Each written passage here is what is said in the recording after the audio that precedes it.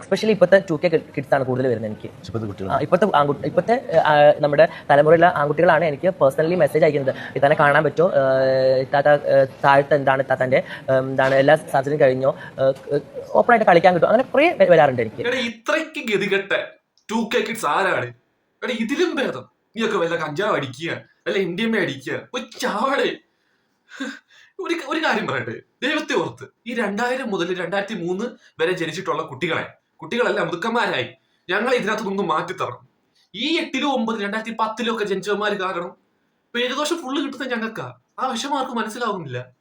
പിന്നെ വേറെ കുറെ ടീംസ് ഉണ്ട്. 97, 98, 99 കാലഘട്ടത്തിൽ ജനിച്ച കുറച്ച് മഹാന്മാര്. ഇവന്മാരൊക്കെ വിചാരം ഇവര് 90s കിഡ്സ് ആണെന്നാ. കുന്തവാ.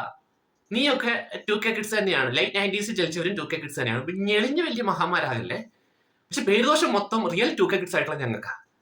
ദൈവത്തെ ഓർത്ത് ഞങ്ങൾ ഇതിനകത്തൊന്ന് മാറ്റിയിട്ട്, അതോ എന്റെ ഗതികേടെന്നൊക്കെ പറഞ്ഞു കഴിഞ്ഞാൽ ഭയങ്കര ശോകമാ. 2000 ജാനുവരി ജനിച്ചു.